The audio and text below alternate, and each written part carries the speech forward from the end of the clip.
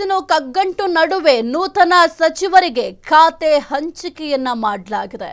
CM DK Shivakumar ಹಣಕಾಸು ಗುಪ್ತಚರ ಸಹಕಾರ ಕಗ್ಗಂಟು ನಡುವೆ ನೂತನ ಸಚಿವರಿಗೆ ಖಾತೆ ಹಂಚಿಕೆ ಮಾಡಲಾಗಿದೆ.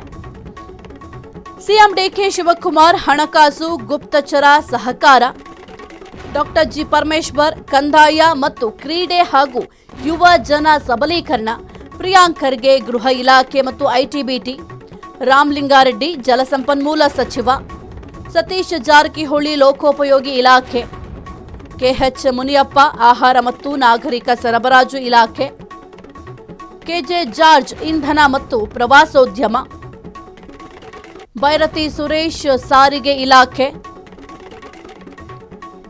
ಕೃಷ್ಣ ಬೈರೇಗೌಡ ಬೆಂಗಳೂರು ನಗರಾಭಿವೃದ್ಧಿ, ಎಂಬಿ ಪಾಟೀಲ್ ಬೃಹತ್ ಮತ್ತು ಮಧ್ಯಮ ಕೈಗಾರಿಕೆ, ಯುಟಿ ಖಾದರ್ ಆರೋಗ್ಯ ಇಲಾಖೆ ಸಚಿವರು, ಈಶ್ವರ್ ಖಂಡ್ರೆ ಪಂಚಾಯತ್ ರಾಜ್ ಮತ್ತು ಗ್ರಾಮೀಣಾಭಿವೃದ್ಧಿ, ಯತೀಂದ್ರ ಸಿದ್ದರಾಮಯ್ಯ ನಗರಾಭಿವೃದ್ಧಿ ಹಿಂದುಳಿದ ಕಲ್ಯಾಣ, ಶರಣ್ ಪ್ರಕಾಶ್ ಪಾಟೀಲ್ ವೈದ್ಯಕೀಯ ಶಿಕ್ಷಣ ಇಲಾಖೆ.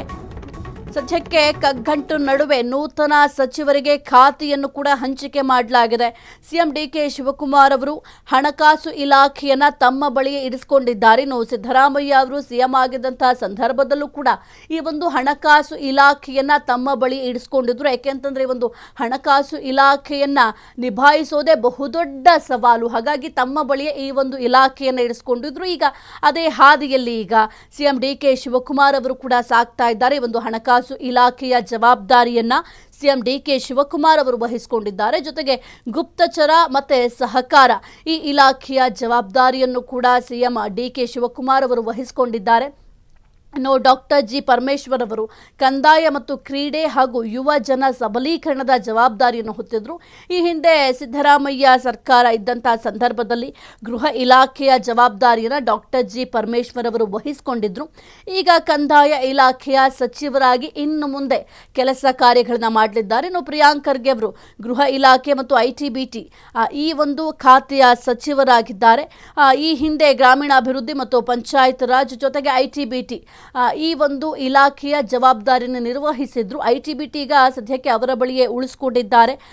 ಜೊತೆಗೆ ಈಗ ಬಹಳ ಪ್ರಮುಖವಾಗಿ ಗೃಹ ಇಲಾಖೆಯ ಜವಾಬ್ದಾರಿ ಕೂಡ ಪ್ರಿಯಾಂಕ್ ಖರ್ಗೆ ಅವರ ಹೆಗಲಿಗೆ ಸದ್ಯಕ್ಕೆ ಹೊರಿಸಲಾಗಿದೆ. ಇನ್ನು ರಾಮಲಿಂಗಾರೆಡ್ಡಿ ಸಿದ್ದರಾಮಯ್ಯ ಅವರ ಸರ್ಕಾರ ಇದ್ದಂತಹ ಸಂದರ್ಭದಲ್ಲಿ ಸಾರಿಗೆ ಇಲಾಖೆಯ ಜವಾಬ್ದಾರಿಯನ್ನ ನಿರ್ವಹಿಸ್ತಾ ಇದ್ರು. ಈಗ ಜಲಸಂಪನ್ಮೂಲ ಸಚಿವರಾಗಿ ಇನ್ನು ಮುಂದೆ ಕೆಲಸಗಳನ್ನು ಮಾಡಲಿದ್ದಾರೆ. ಆದರೆ ಈ ಒಂದು ಜಲಸಂಪನ್ಮೂಲ ಏನು ಖಾತೆಯನ್ನು ವಹಿಸಲಾಗಿದೆ ಇದಕ್ಕೆ ಭಾರಿ ಅಸಮಾಧಾನ ಕೂಡ ವ್ಯಕ್ತಪಡಿಸಿದ್ದಾರೆ. ನನಗೆ ಈ ಒಂದು ಇಲಾಖೆ ಬೇಡ ಅಂತ ಕೂಡ ಬಿಗಿ ಪಟ್ಟನ್ನು ಹಿಡ್ಕೊಂಡು ಕೂತಿದ್ದಾರೆ. ಹಾಗಾಗಿ ಏನಾದರೂ ಚೇಂಜಸ್ ಆಗುತ್ತಾ ಅನ್ನೋದು ಕೂಡ ಸದ್ಯಕ್ಕಿರುವಂತಹ ಕುತೂಹಲ. ನೋಡಬೇಕಾಗತ್ತೆ ಮುಂದಿನ ದಿನಗಳಲ್ಲಿ ಏನೆಲ್ಲ ಬದಲಾವಣೆಗಳು ಮತ್ತೆ ಕಾಂಗ್ರೆಸ್ ಪಾಳ್ಯದಲ್ಲಿ ಆಗತ್ತೆ ಅಂತ. ಈ ಒಂದು ಖಾತೆ ಹಂಚಿಕೆ ವಿಚಾರಕ್ಕೆ ಸಂಬಂಧಪಟ್ಟಂತೆ ಆಲ್ರೆಡಿ ಅಸಮಾಧಾನ ಕೂಡ ಒಂದು ಕಡೆ ಭುಗಿಲೆದ್ದಿದೆ. ಇನ್ನು ಬಹಳ ಪ್ರಮುಖವಾಗಿ ಸತೀಶ್ ಜಾರಕಿಹೊಳಿ ಅವರು ಈಗ ಡಿಕೆ ಸಂಪುಟದಲ್ಲಿ ಲೋಕೋಪಯೋಗಿ ಇಲಾಖೆಯನ್ನ ನಿಭಾಯಿಸಲಿದ್ದಾರೆ. ಹಿಂದೆಯೂ ಕೂಡ ಲೋಕೋಪಯೋಗಿ ಇಲಾಖೆ ಅಂದರೆ ಸಿದ್ದರಾಮಯ್ಯ ಅವರ ಸರ್ಕಾರ ಇದ್ದಂತಹ ಸಂದರ್ಭದಲ್ಲೂ ಕೂಡ ಸತೀಶ್ ಜಾರಕಿಹೊಳಿ ಅವರಿಗೆ ಈ ಲೋಕೋಪಯೋಗಿ ಇಲಾಖೆಯ ಜವಾಬ್ದಾರಿಯನ್ನು ವಹಿಸಲಾಗಿತ್ತು. ಈಗ ಸದ್ಯಕ್ಕೆ ಆ ಒಂದು ಇಲಾಖೆಯ ಜವಾಬ್ದಾರಿಯನ್ನು ಮತ್ತೆ ಅವರಿಗೆ ನೀಡಲಾಗಿದೆ. ಯಾಕೆಂತಂದರೆ ಆ ಒಂದು ಸಂದರ್ಭದಲ್ಲಿ ಯಾವ ರೀತಿ ಕೆಲಸ ಕಾರ್ಯಗಳನ್ನು ಮಾಡಿರ್ತಾರೆ ಅನ್ನೋದು ಕೂಡ ಬಹಳ ಮುಖ್ಯ ಆಗುತ್ತೆ. ಹಾಗಾಗಿ ಸದ್ಯಕ್ಕೆ ಅವರಿಗೆ ಮತ್ತೆ ಲೋಕೋಪಯೋಗಿ ಇಲಾಖೆಯ ಜವಾಬ್ದಾರಿಯನ್ನು ಸತೀಶ್ ಜಾರಕಿಹೊಳಿ ಅವರಿಗೆ ವಹಿಸಲಾಗಿದೆ.